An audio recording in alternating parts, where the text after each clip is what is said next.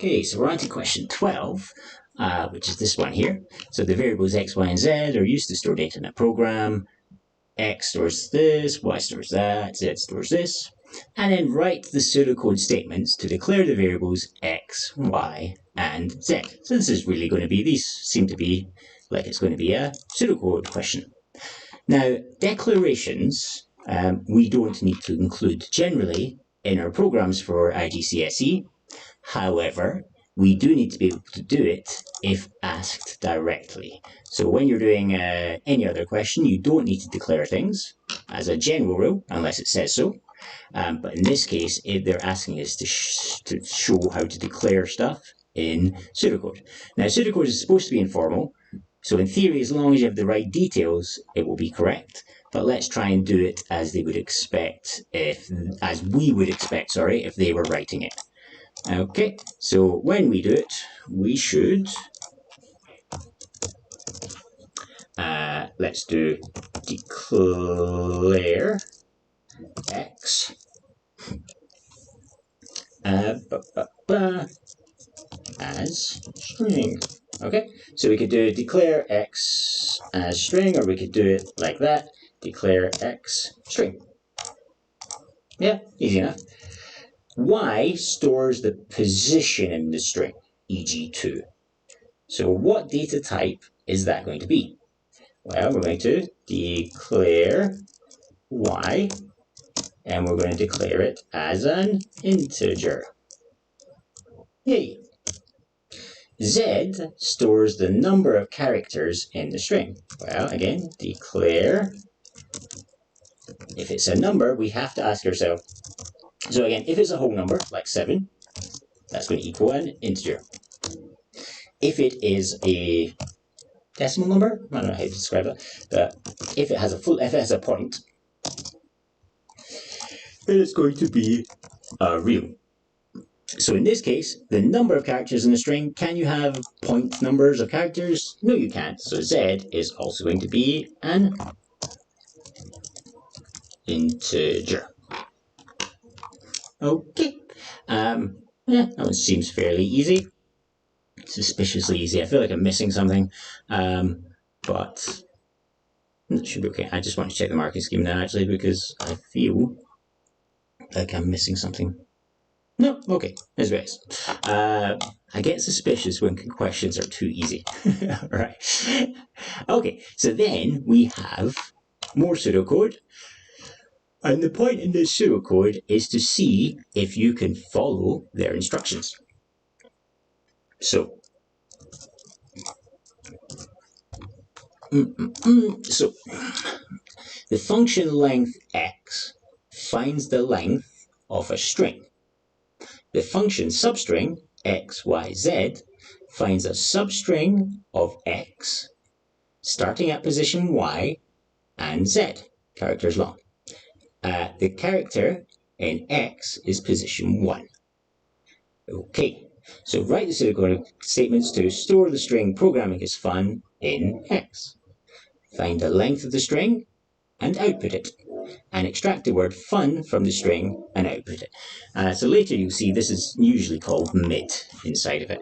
And it's similar in Python to when we do something like, so that last one, so length that they're using there is equivalent to len in Python. And the other one they're asking substring is actually usually called mid, but they're trying to hide that. And basically that's similar to, but not the same as having something like x from character 0 to 3. Okay, so, 0 to 3. So that's when we splice a string. We can do it like that in Python. Okay, but what's this question actually asking us? So, we need to store programming is fun in x. So all we have to do there is x equals, remember our quotation marks, programming is fun. Okay, then we need to find the length of the string and output it. So our string is x, so we need to do length of x. Nice and easy. However, we want to print it, so we need to output. We need to output it.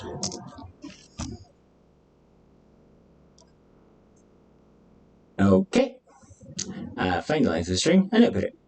Extract the word fun from the string and output it. Okay, so if we wanted to extract the word string, we could. So what we have to do is we have to do sub string. Now, what variable do we want to extract it from? Well, we want to extract it from x, comma. Okay, now, what is the starting character going to be? Now, here the trick is to remember to count the spaces. So P is 1, R is 2, 3, 4, 5, 6, 7, 8, 9, 10, 11, 12, 13, 14, 15, 16.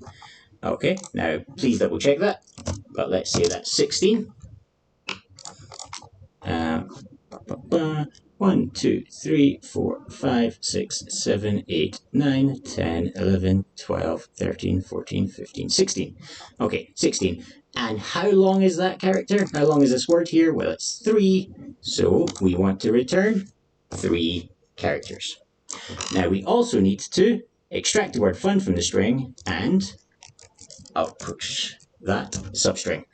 Now, it's possible they want us to be using Y and Z because they've given them to us for a reason, I'm guessing. So I'm guessing that the actual marking scheme maybe says something like y equals length of x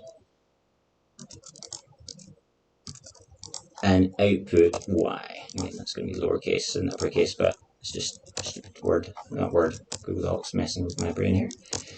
Okay, and then possibly this one's going to be z equals substring, and then we're going to output z. Okay, so, and is that the end of that question? Is there a C? Nope, it's not.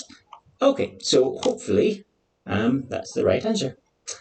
Okay, now I already made a video of this one earlier, so I'll add it to the list, playlist, but hopefully you've already seen that one. And then that's the full paper. So if you get a paper like this, it's not hard, but as you've seen, especially on this big 15 marker, it's easy to make mistakes. You don't need to get full marks on this to get through it, but the other ones, it's a pretty nice paper on the whole. Okay, anyway, good luck with your exams.